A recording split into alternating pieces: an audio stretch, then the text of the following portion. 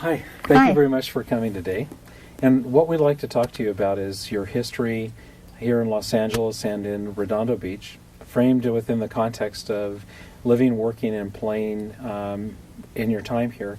If you could start by telling us your name, when you were born, and when you first came to Redondo Beach, either to visit or then permanently. My name is Jean Tornbaum James. I live on Grant Avenue in North Redondo. What else did you want to know about me?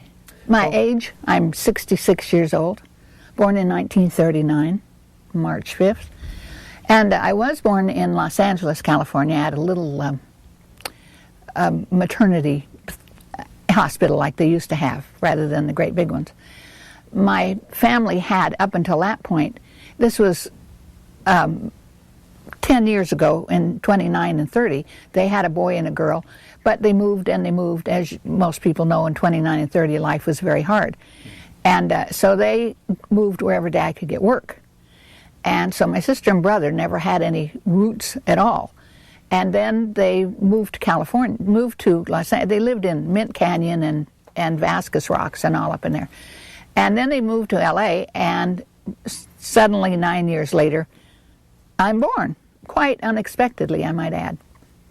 But by 39, Dad had a job, worked for the CC camps, and then he got a job at the Long Beach shipyards. So there was some stability to the family. And they lived a year on Hoover Street in downtown LA, and then Dad bought property on Pullman Lane in North Redondo. And there was a little garage house there. Well, my dad is a carpenter contractor, and so with this garage house, he made it into a garage house rather than just a garage, and moved his new family there. I was about a year old, and that's when we moved to North Redondo. And he began building a house for Mom on the front of the property. He bought 2 lots. I think that's an acre, but I'm not sure. 2315 and 2317, Pullman Lane. And so my brother and sister finally had some roots, and they went to school, Grant School, and the schools that were around, and they had some stability in their life. Well, I always had stability because that's where we put down roots, basically. And I went to Beryl School when I first started, and was there 5.5 years. In the middle of 6th grade, they built Washington School, and my very favorite teacher in all my life, I had to leave right in the middle of the class and start going to Washington School. Now there's a whole complex of schools over there. When I went there, there was just Washington School and fields all around it. We would go on field trips right outside the school. And we found lizards, and we found all kinds of stuff out there. I don't know where kids go on field trips anymore. There are no fields left. Anyway, we had to walk up Ripley, that was basically dirt by that time, and down over the hill there. When I was a year old, what was there, where all the schools are now, was a fireworks factory. And I hear, and I wish I was there, but I was only a year old. The fireworks factory blew up. And I've heard many, many tales about that and how wonderful it was. And I guess I just laid there and didn't get to see any of it, but it was wondrous. And that's where all the schools were built on top of that mess. My sister keeps saying it was on top of the hill. Well, if it had been on top of the hill, there wouldn't have been any hill there. And the hill was still there. So I was born on Pullman Lane. There was only 3 houses on the whole block between Slauson and McKay. And the lady across the street, Mrs. Burp, had ducks and chickens and a mule and peacocks and duck ponds, everything that you couldn't have now, and used to grow wheat and grass and oats, and it was, to visit her was just wondrous. I mean, it was like going back in time. And hers was the oldest house on the block and the only one still standing out of those 3. Mine's gone. Smiths were next door, and their house is down, and there's condos there. There's condos at 2315 now. I think there's just a house on the lot next door. Dad sold that house. Finally, he got our house built, and we moved into it, and my sister and I slept on a couch in the living room because it was only 1 bedroom at the time. Then he built 2 bedrooms on top of each other. My brother had the upper one, and my sister and I had the lower one. And it was a very stable environment. We had a front yard and everything, grass, and Mother planted a hedge, and she put geraniums in it, and the geraniums grew up in the hedge, and people would come down the street and say, "Where did you get that beautiful flowering hedge? What kind of flowering hedge is that?" Just geraniums, you know. My boyfriend, that was 3 weeks older than I, Mom and his mother were best friends. And so we basically grew up together. And because I basically think like a man, he and I got along very well. And I had a horse when I was 10 years old. I had a horse on Pullman Lane in North Redondo, which is amazing as I look back. There were only oat fields around us, and probably 3 houses in that whole block between Marshallfield and Slauson and Pullman and McKay. And all my friends lived in there.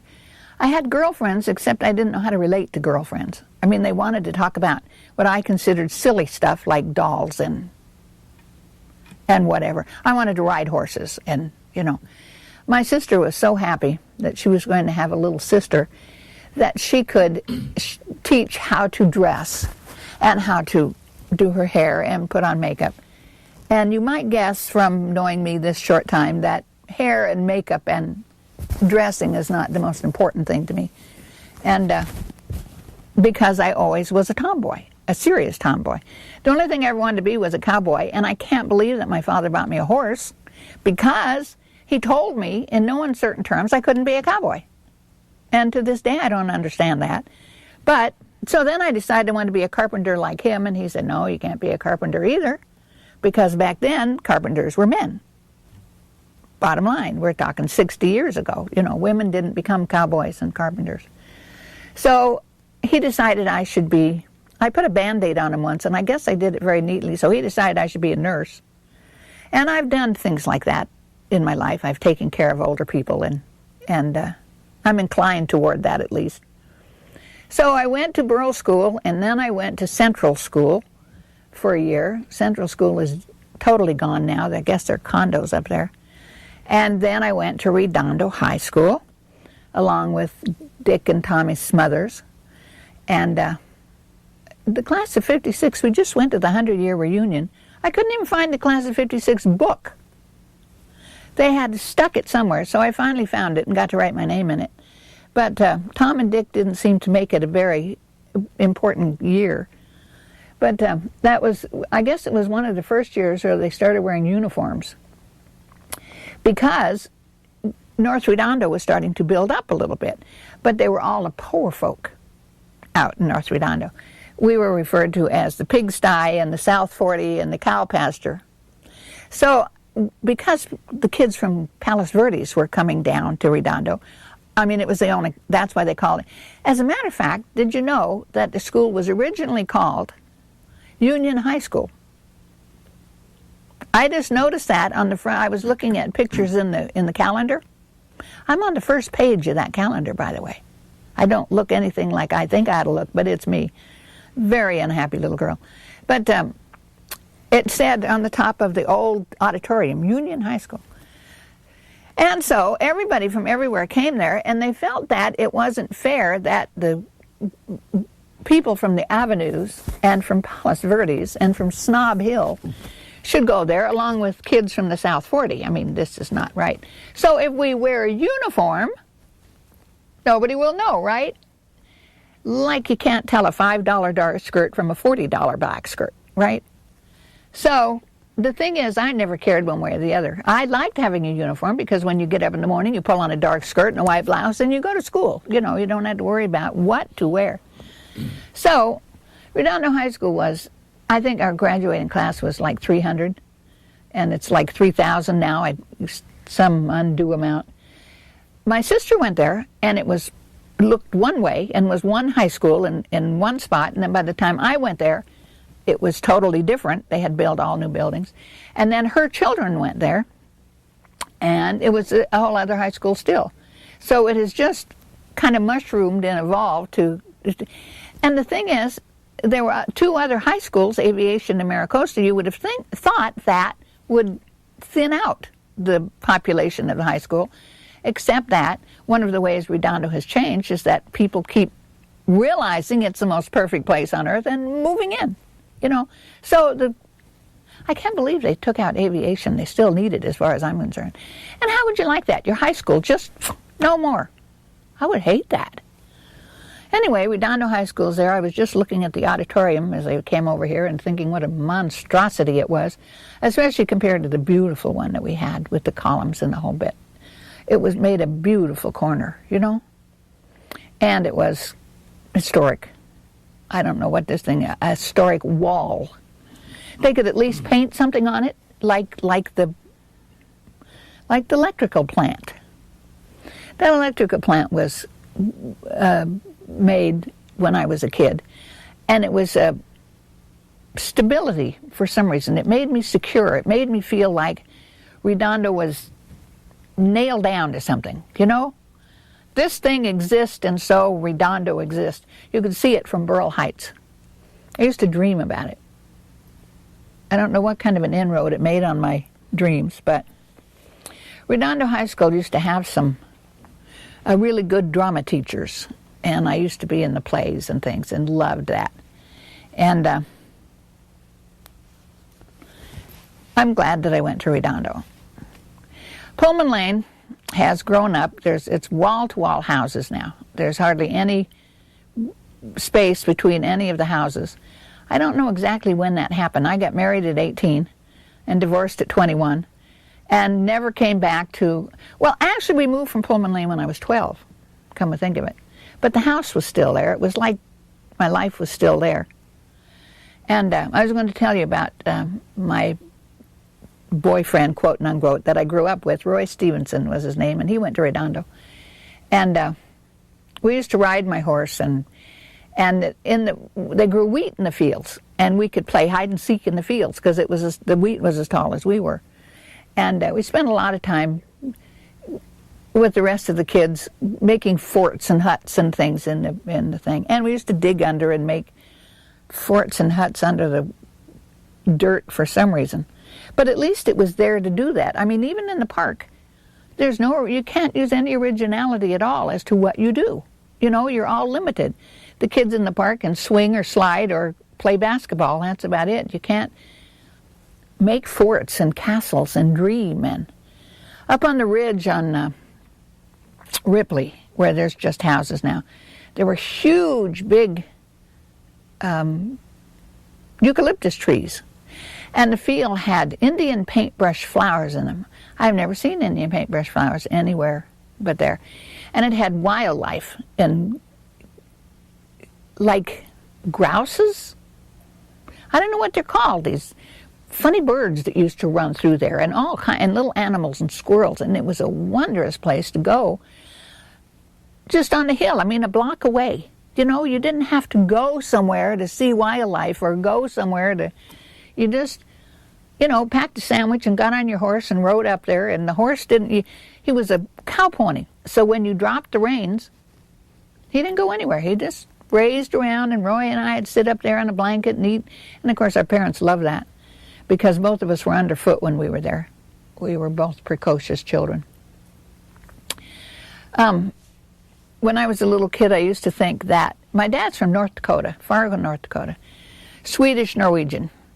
And I used to think that not only did he find the most perfect country in the world for me to be born in, but the most perfect state, and not only that, but the most perfect city in the whole world for me to be born in. And I used to appreciate that a whole lot, that he did that just for me, of course. He found just the place to have me born, because my sister and brother weren't born here. I don't know where they were born, actually. It just occurs to me, I don't know where my brother and sister were born. They are 9 and 10 years older than I am.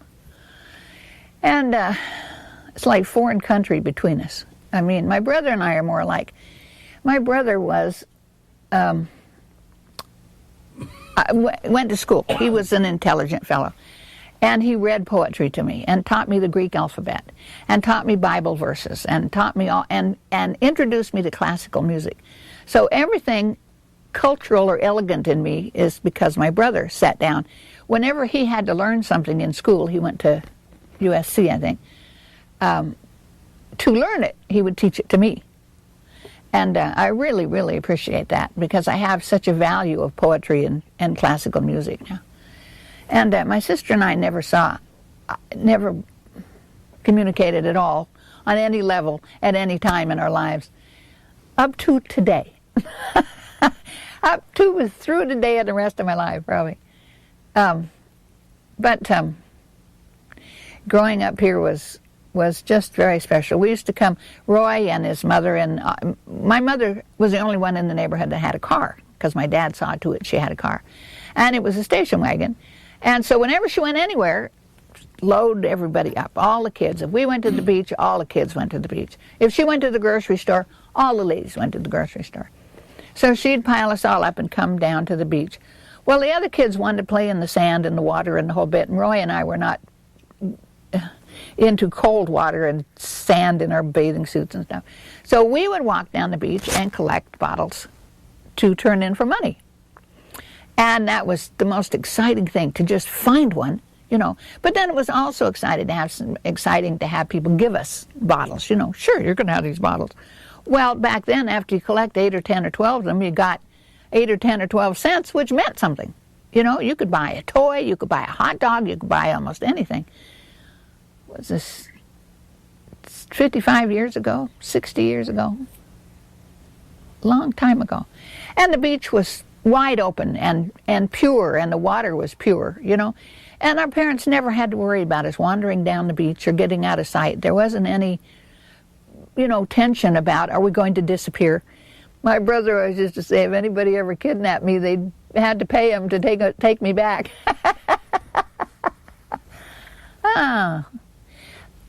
The thing is, my brother was one to be gone, and my sister never asked many questions. She was just kind of there. But when I came along, I wanted to know everything, all things, And my dad would sit me down on the couch and sit down next to me and say, okay, let me try to explain this to you. And the thing that used to amaze him is that most of the time I would understand what he was trying to tell me, And, but the one thing that they always said to me that I always appreciated too is, what do you think about that? I would come home. There was a girl in Washington school, Sandy somebody, and one of these little girls that just loved jabbing, verbally jabbing. Well, I don't know what happened one day, but I came home crying. Sandy had hurt my feelings. And so mothers always said, go take a nap. When you wake up, we'll talk about it. Now, I've had other kids' parents say that, except the reason they say that is they didn't want to talk about it. When I woke up, Mother would sit me down and say, okay, what was you? So I'd tell her. So she'd say something like, well, why do you think Sandra said that? Why do you think Sandra did that? So that it became a discussion back and forth. And so I never resented my parents telling me what to do, because this is why we're telling you what to do, or what do you think about not doing this or doing this? And I think maybe if parents would adopt that kind of attitude, the kids wouldn't feel so, ordered around like slaves, But they knew better than to do that. It just wasn't going to get done. I remember my mother saying one day, this is the last time I'm going to tell you to clean up that room. Well, good, because I'm sick of hearing it. She used to hire the girl next door to clean my room. But the girl next door was a year older than me. She'd pay her money to clean up my room, because it just wasn't going to get done. I'm not domestic here. I don't clean up the room. I'll clean up the horse. The horse was never a problem. None of the... You can imagine what my room looks like. So, we had to walk to the bus stop every day of our lives to catch the bus to go to Beryl Heights. And that was a very interesting thing to do, because you got to see the neighborhood, and you got to meet with the kids, and you got to be able to stand and talk with them, We used to get sent to the principal's office for chewing gum. I never smoked. When I was 11, I decided that maybe I was missing something. I mean, Roy's brothers and things used to come up, and they'd want to take me around behind the garage. But they didn't want to diddle with me. They wanted to smoke. And I couldn't understand that. You know, what am I, chopped liver here? So I thought, well, maybe smoking is really important. So I went to my mother and said, Mother, I think I'm missing something. All the boys want to do a smoke, and Dad smokes, and the lady next door smokes, and, well, we wouldn't want you to miss anything. So she put me up on the sink and brought me the cigarette, brought me the lighter, and I put it, how I'd seen Dell do it, you know, lighted it up, and I went, Ugh! At 11, I was smart enough to know that isn't anything I was going to do. So, why did I start telling you that? Oh, what they were, and school, the things that you got sent to the principal for, you know? Well, when I was in Beryl School, the principal knew me, which was a good thing. And one day the kindergarten teacher set us all down somewhere, and we had to wait for something, and I was saying, Ma'am, I have to use the restroom, ma'am. Just wait, Jean. Well, two of us just couldn't wait. You get to a certain point, there's no more waiting. So we got sent to the principal's office for peeping. I mean, is that dumb? But I discovered that when you get sent to the principal's office, you get to go in his inner office that had walls of books. When I was getting ready to go to school, I was so excited because I was going to learn real things. I'm not sure what those real things were, but I could already read and write. I was reading the Reader's Digest, you know. So I get to kindergarten, and what do? A, B, C. What? A, B, C? You mean these people don't know how to their ABCs, you know. So it was very, very discouraging. Kindergarten was the most frustrating thing I ever did. And I got sent to the principal's office a lot, especially after I discovered I was going to be put in this room with all these books. And he'd just say, quite often he'd forget about me, which was very good because I spent the day sitting in there reading books and learning something actually, you know. That's the only downside of teaching your kid how to read, because then when they go to school, they've still got all this ABC stuff to do, you know. So I had a serious run-in with the second grade teacher, so they skipped me to third grade. And grammar school was kind of hard for me because I just seemed to be so far ahead of the other kids. And it's not that I think I'm that much smarter, it's that I had parents that, and I had a brother and sister that read to me, and their parents that read to me and taught me and the whole bit. You know, and some kids don't have anybody to do anything with them. They could be geniuses and nobody would know it because nobody tapped into them, you know. So, Beryl Heights was totally different than it is now. It looked like a school. Oh, what else do you want to know? So, we've had a lot of people that lived on the avenues and in the South End because that's where their parents settled.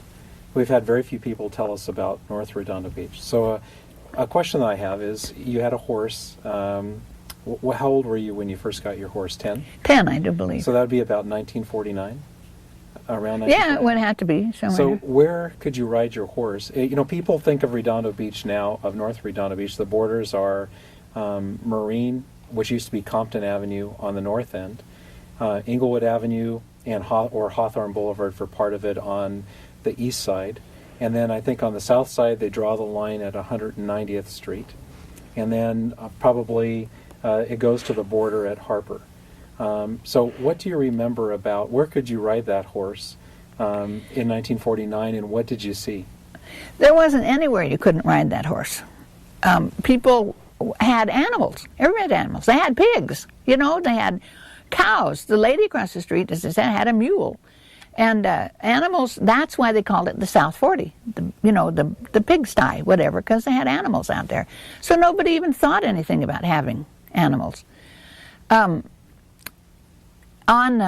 Ringe and 190th, on the west side and the north side, there used to be a big hill there. That's where my dad bought the horse from the man that lived up there. Those were all wheat fields or oats. I'm not exactly sure what it was, but it was all planted. And one day they let me ride this little black pony they had in the Torrance, big Torrance parade. that's a memory I'll never forget. I got to ride that horse all day long. But they had horse parades, too. I mean, animals were part of North Redondo then, not South Redondo, because they were the upper-class rich people. They didn't do animals, maybe little poodles, you know. But you could ride all over. As I said, up above us was just trees. And in fact, must have been 190th. There was Girl of the Golden West Riding Academy. Girl of the Golden West. And they used to have barn dances and hoedowns and things. And my dad would always take us. And they had a band there, a real live band, and a guy that played the electric guitar. And I fell in love with that electric guitar. It was so, it was not a guitar thing. It was a, what did they call it? A slide? Slide guitar. Slide guitar, yeah. That, I would be entranced by that music. And we used to ride all over there. You could ride all over everywhere. 190th, it wasn't anything on 190th, you know? And Roy and I would just ride all over everywhere. And we learned to run and jump on the back of the horse like Roy and Jean used to do, remember? And for someone that isn't in 2005, that was Roy Rogers.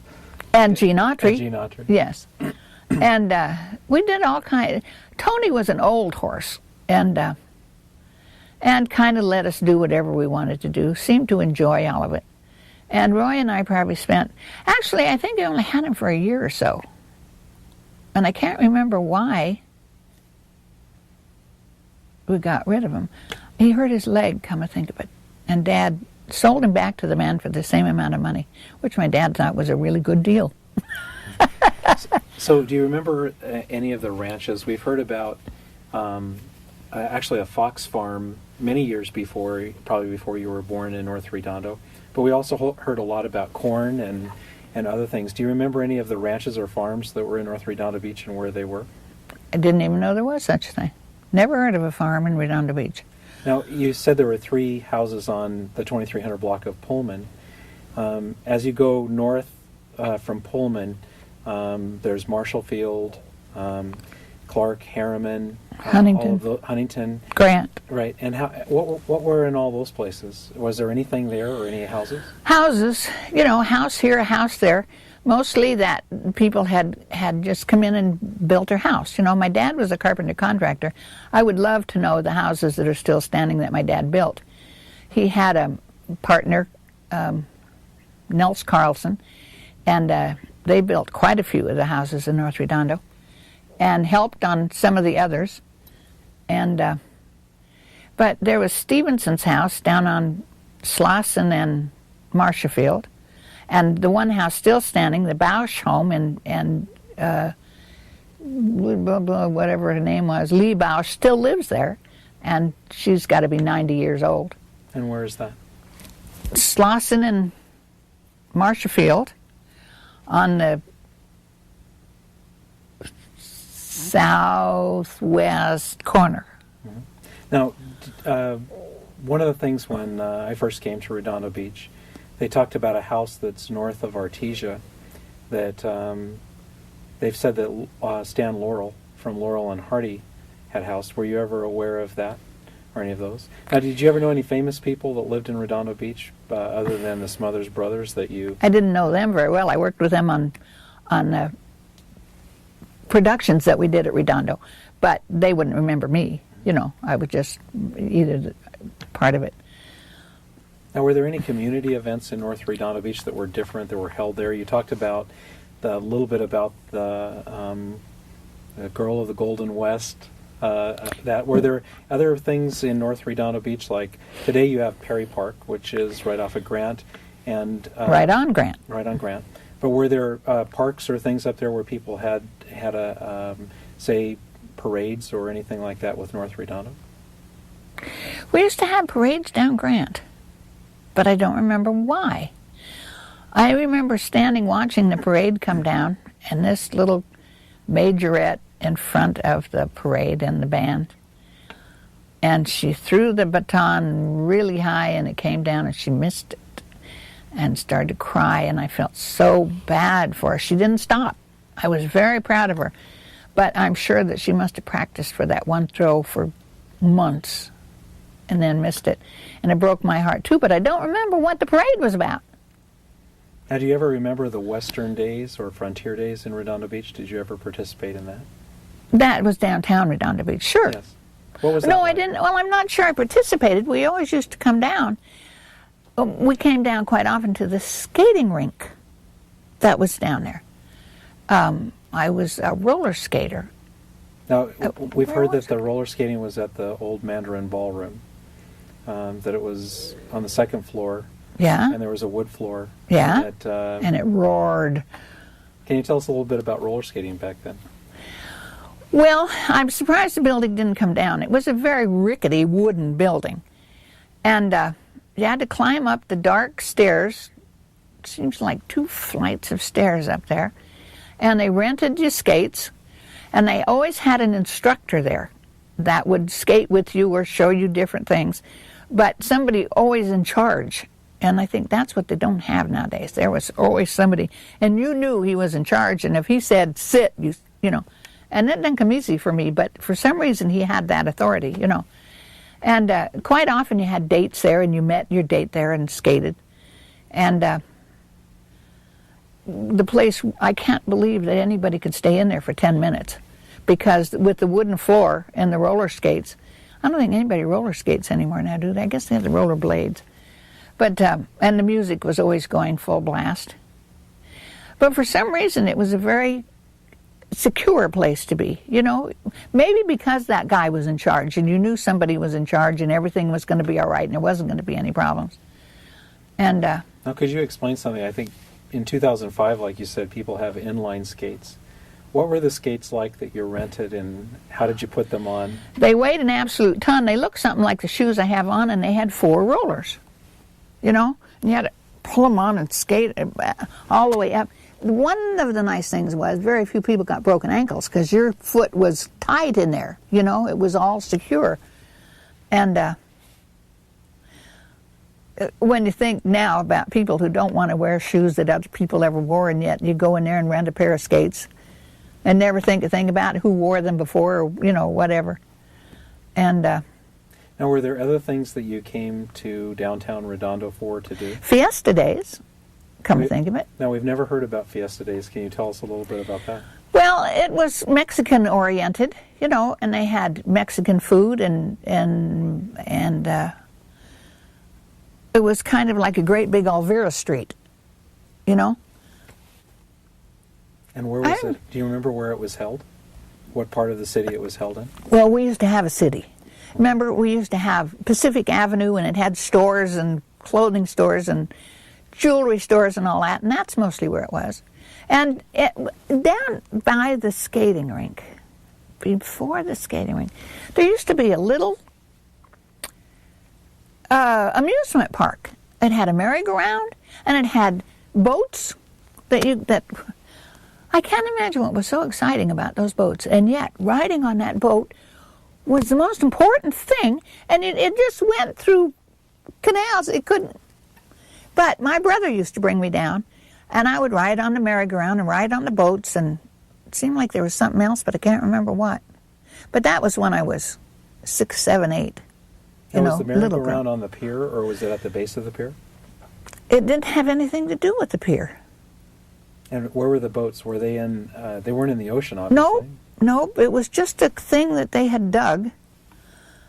It had to be so small because you weren't, as a kid. Of course, I don't get overwhelmed by much of anything. But it was a small boat, you know, and you just sat there and like you could direct it anywhere.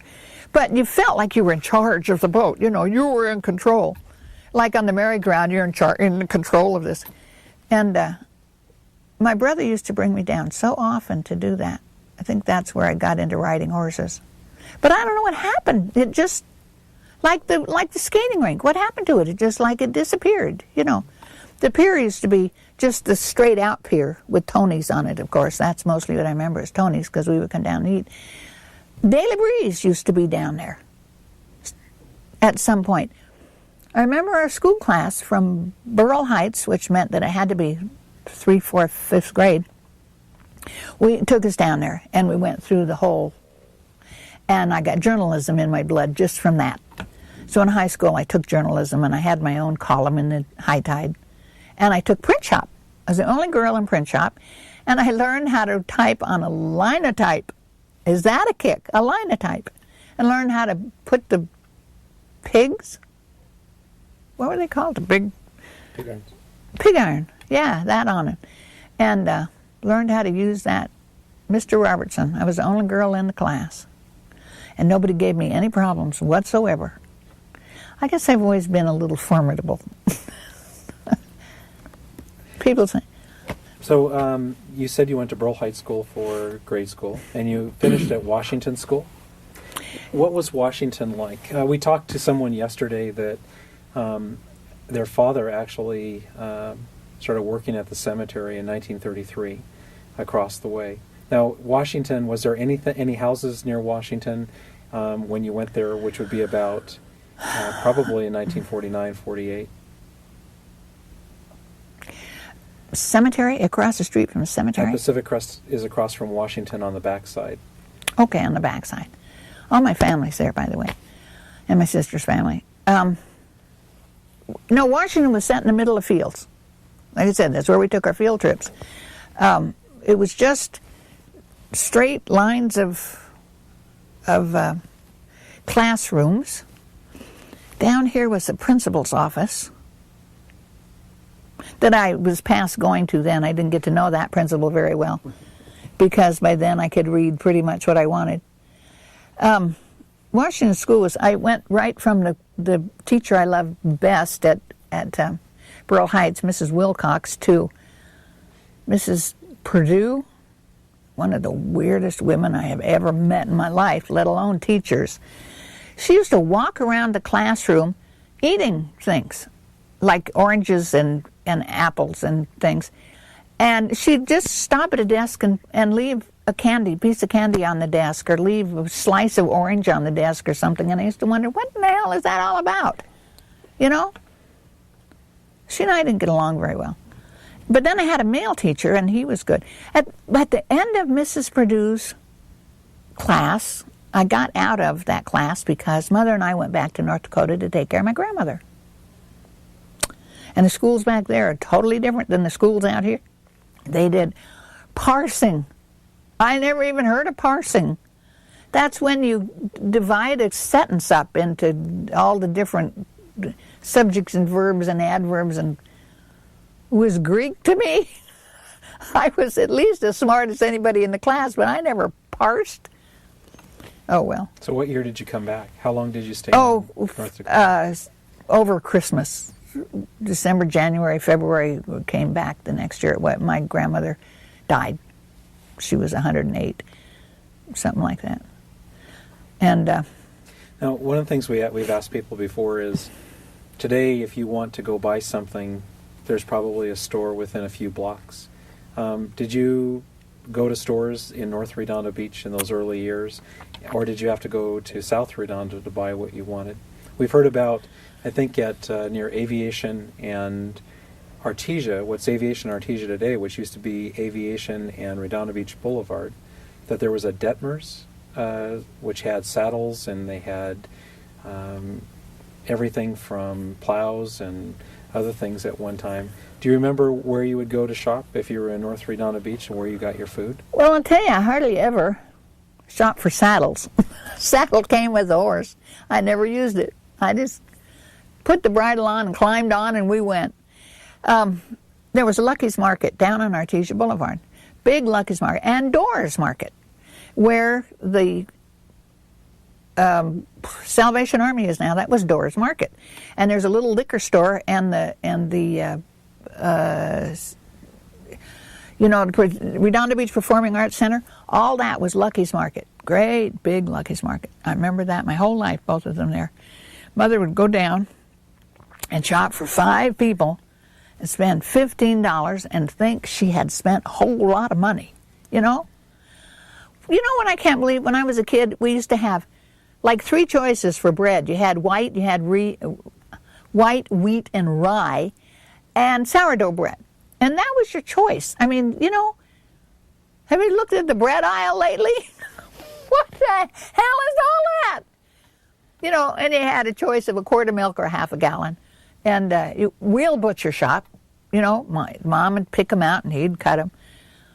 Doris Market, we were friends with Doris, and so we shopped there a lot. And they had an open produce market with the big fans that used to blow all the flies out of there, you know. And as I said, Mom usually either shopped for all the ladies or took the ladies with her. We had an old Hudson car, 49 Hudson. Now, one of the things we've heard about North Redondo Beach, that it took quite a while before all the streets were really paved and before they had sidewalks. Oh, we didn't have sidewalks forever. I mean, sidewalks were unheard of. Who needed sidewalks in any event? You know? All we needed was a street. But as far as I can remember, the Pullman Lane was always paved. I mean, had blacktop, you know. I can't remember any of those.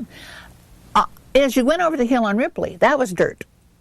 That wasn't paved. That wasn't even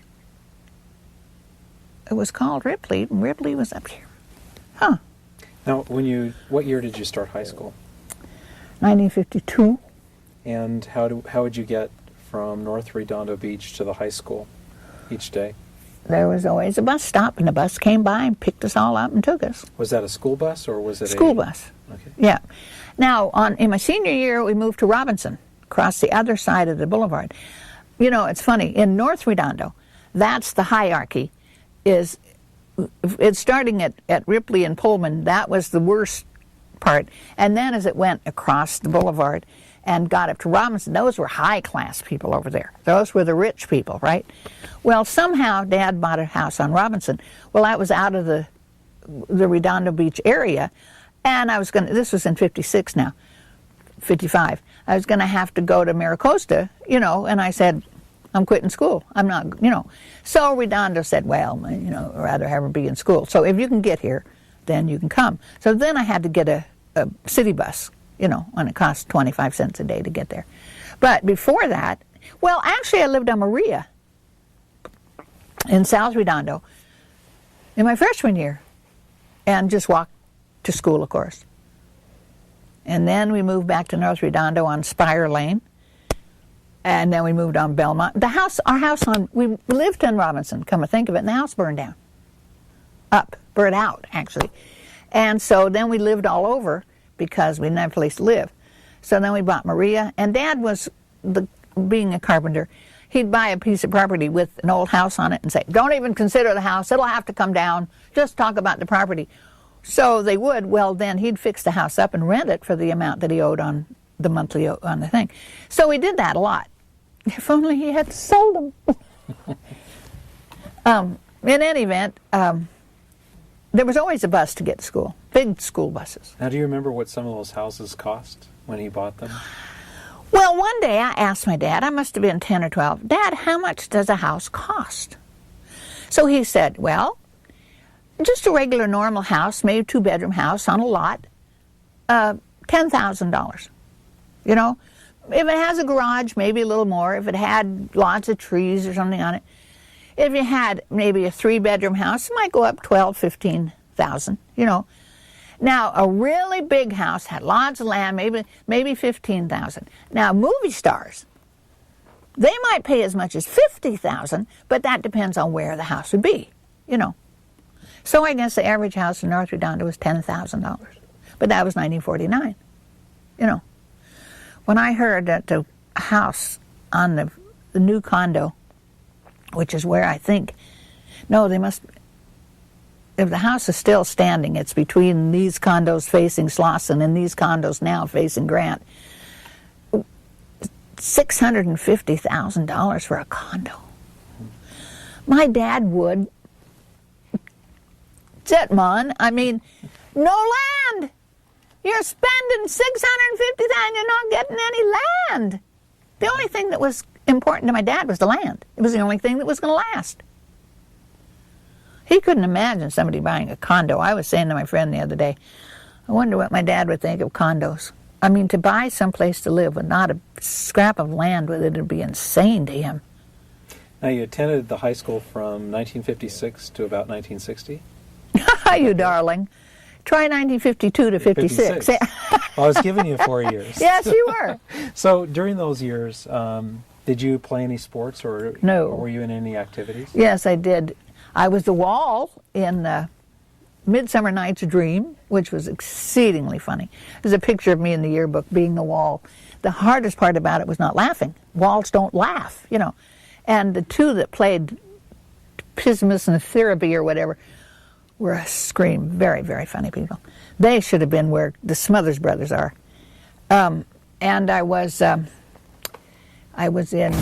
Taming of the Shrew, the second female lead, and had to wear a dress, a long dress, and didn't know how to walk in it. And the guy that was directing said, "You just pick it up in front, Jean." Oh, never thought of that. Okay, I can do that. But when you're not used to wearing things around your toes. And yes, it was in the drama class, and always been very dramatic. And we did the monkey's paw. And I had to scream a lot. That was okay. I did that good. And other than that, I'm not sports-minded. Well, I had scoliosis. And later in life, I learned that one of my legs was shorter than the other. I guess I was born that way. So naturally, it put a curve in my spine. So they wanted me to walk around the gym and pick up marbles with my toes. That was supposed to. And so I wasn't put out on the field to play, which didn't bother me. I'm not sports-minded in any event. But now, you talked about the theater of the high school being different. Where was the theater located, and what was it like inside and on the outside? Well, it was in the auditorium, that beautiful, beautiful auditorium that probably would by now have fallen down around people's ears. But it was the thing is, I don't know what people now picture an auditorium being. But this was a big wooden building, and you walked into it and there was, I want to say, ghost in the air. It just seemed like everybody that had ever been there was there with you. And it seated most of the congregation, the audience. The audience, yeah. The people that went to the school, the student body. Most of the student body could go in there and sit, and it had a big stage and curtains that are open and closed. And behind the stage, it had accommodations for people waiting to go on stage. They put some big plays on there. I should have brought some yearbooks, shouldn't I? And under the stage was dressing rooms and bathrooms and everything. You know, it was a theater. It was meant to be a theater, and that's what it was. And where would it be on the campus today, if you were on the corner of Diamond and PCH, facing the corner of Diamond and PCH. So it's the same place where the current one is, but it was a more classic building, an older building. Oh, yes, just a beautiful building. It changed over the years.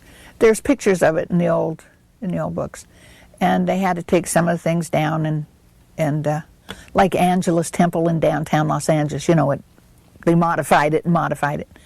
But to just tear it down and put that monstrosity up, I can't believe.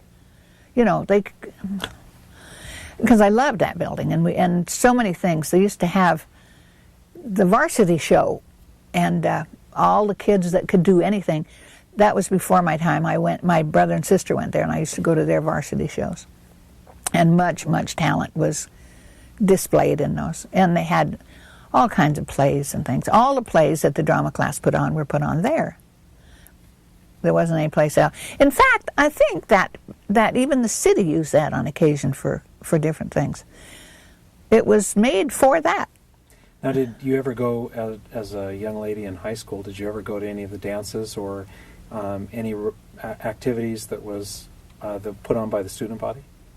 And is there anything you remember about those? What do you think? I was a wallflower or something? I was gorgeous in high school. So what did gorgeous girls do in high school at the time? Oh, they went to everything. We had a red and white ball, and I went with Howard Burroughs, who gave me my first real kiss in the park by the library, the old library. And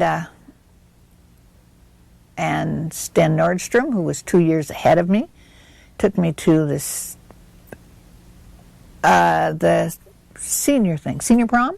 I guess that was it. And that was very high class stuff. And we went to downtown Hollywood on Cock and Bull, Yes, someplace. on La Cienega. La Cienega, yeah, that's where we went. Afterwards, I mean, that was really high class stuff.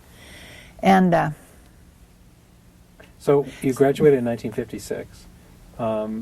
What did you do in the years and those first 3 years after you graduated from high school? I got married for some silly reason. Met this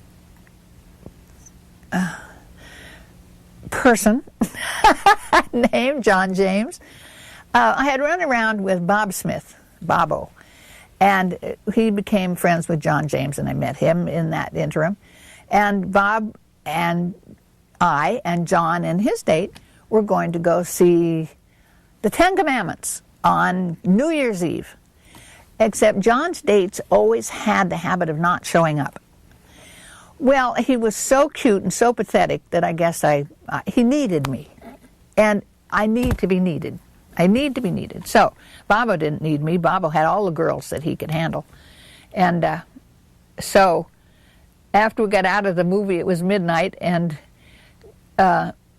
so Bob kissed me because it was midnight, you know. So John said, I want to be kissed too. And Bob said, no, we can't do that. So he put John, I got in the middle and put John in the car, and then he had to go around the car to get in. Well, of course, John kissed me during that time he was walking around. And suddenly, John, the only thing John has going for him is he can kiss you into oblivion. I mean, he can kiss you into oblivion. He's had 2 wives since, and that's the only thing I can figure out how we got these 3 women to marry him is you can't think when he kisses you. So I ended up marrying John James, but he had no sense of responsibility whatsoever, and I was used to my dad, who had absolute and total sense of responsibility. I mean, my family never, during the 39 and 29, ever went without food or shelter in the home. Well, John's biggest thing in life was his motorcycle and motorcycle magazines, and that's basically where the money went. Now, that didn't bother me one way or the other till I had a baby. And then you got to be responsible. So came the point of either I handle the money and the motorcycle goes, or I'm gone. Well, I'm the man of this family, and I handle the money, and I need the motorcycle. So I was gone. But now, did you live in Redondo Beach as a young married couple? Well, we lived with my parents first, and then we got a little trailer, and we lived in Lomita on Narbonne and Pacific Coast Highway, which is a grocery store now. We lived somewhere in the produce section. And then we, actually, come to think of it, when we were first married, we lived down in this huge old apartment house on, what is the street? Here's the park with the old library and the whole bit, and you go around down this way or you go this way, whatever street this is. South Harbor Drive, and then it goes to Esplanade. Okay. We lived upstairs in an apartment there. Now, was that, there was a restaurant there called Iron's Cottage. Do you remember anything about, I may have changed from a restaurant to an apartment building, I'm not certain. Well, there were a lot of them along there. So it was right near the pier? On the Esplanade? Right near the pier. I remember the apartment house. I don't remember much else. I worked for Hughes Aircraft at the time, and he worked for North American. So you went to, eventually you moved to Lomita. Did you come back to Redondo? And we had to live with my parents again. And where were your parents living at that time? Where were my parents living at that time? Robinson. Dad had redone the house, and he had moved back to Robinson. They had moved back to Robinson. Now, what was your dad's name? Chester Tornbaum. And the name of his company? Tornbaum Construction? I never asked him. I didn't think about the fact that he had a company. But he was a licensed contractor, so he must have had the name of a company. So would that be about 1960 where you were living with your parents and... After I was married, you mean? Yes. 56, 78, 9, 60. I don't think I was married that long. We moved to, he was a Mormon. I became a Mormon. When I left the marriage, I left Mormon too. We moved to Mount Pleasant, Utah, and we lived in Utah for a few months. That's where I got pregnant. Freezing cold there. And when we came back, we moved in with my parents again. Now, how had Redondo Beach changed by that time? It's probably about 1958 or 59. Houses started to be built. People started coming in. Companies started coming in and building houses. So they were beginning to look all alike, for one thing. Before, when I was a kid, individuals came in and built their own house, and how they wanted it and what they could afford. Well, then when people started to come in, it must have been people with money, because they would hire people to build a house for them, and the people would come in with the plan and say, this is the plan, and build a house. Pullman Lane started not condos and not apartment houses. Well, like 3 apartment houses. They didn't call them condos at the time. And all the old houses started coming down, which breaks my heart. Were the old houses craftsman style, California craftsman with the wood? Yeah, mostly. Ours was a white clapboard front, had a bay window and trees planted by it. It was a family type thing rather than here's a house, move into it. And it had no personal feeling for the people. It wasn't any my home kind of thing. Which is really sad, because it takes away from the character of a block or a city or and but they look more like what I want to say, not tenement houses, but houses that somebody would just come and put in. Tract homes. Tract homes, that kind of thing. Yes, there's a lot of those on Pullman Lane now. Now, when did you come back to Redondo Beach, say, to stay? Or how long have you been living in Redondo Beach now? That's a better question, because I moved all over everywhere. I lived in Mexico and Florida and Georgia and New Mexico, and I'm a roamer and a rover. I lived in my car for 2 years. I came back from somewhere, can't remember where, 1978, and I drove a taxi in downtown Los Angeles. Then what did I do? I don't remember. I came back again and I drove I moved to New Mexico. I lived in Long Beach and I moved to New Mexico. Then I came back from New Mexico and ended up in Torrance with my girlfriend driving a van at the airport. Then I moved to the Valley, and while I was in the Valley I had 3 jobs. All of them left me. They all dissolved, and I ended up living in my car. Well, my sister was living in Rancho Palos Verdes, darling, in a 4-bedroom, 4-bath house, and I'm living in my car in Burbank. Well, I think that she finally got a guilty conscience. Too many people said to her, "You're letting your sister live in a..." Anyway, she told me I had to come up there and live with her, and she had a whole room that had an exit of its own and its own bathroom in it, so I lived up there. Then I went to Hawaii for a year, and while I was there, she sold that house. So on the phone to Hawaii, she says, "I'm going to put you in the office," and she's going to put me in the office, like you put the chair here, you put the TV, you put Jean here, you put, So when I came back from Hawaii, she put me in the office.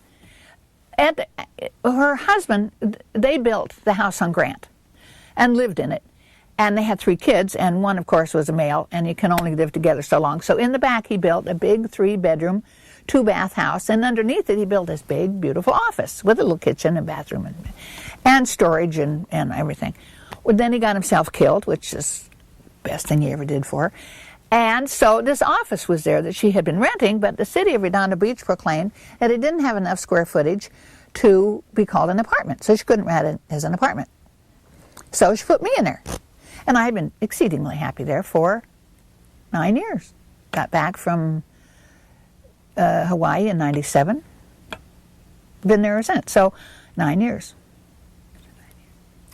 So how do you think Redondo Beach has changed since being born here in 1939, or actually coming here in 1939 or so, and today?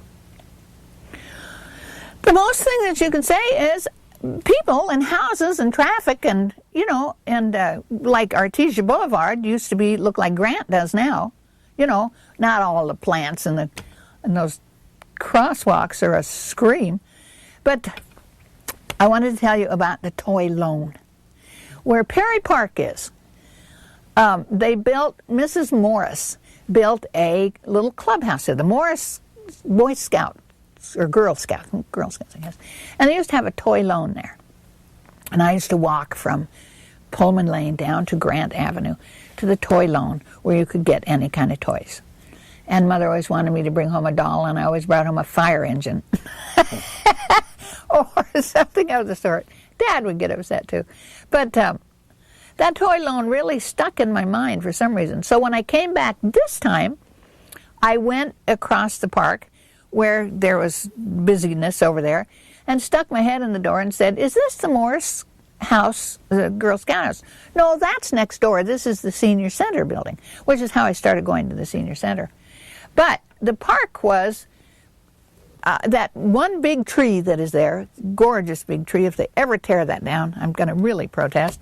But, and the teen center used to be the community center. And everybody communicated there they had plays there, and everybody met there. And it's still standing. They've renovated it and put a lot of stupid additions to it that don't mean anything. They put a thing out like this, and I thought, oh, that's good, because when it rains, then the kids are... It's just an open structure. It's a big, useless open structure. It doesn't do a thing. Besides, it's ugly. And they painted it orange. But the park has certainly evolved into a very, very nice place now, and where the kids play baseball and basketball and all kinds of things.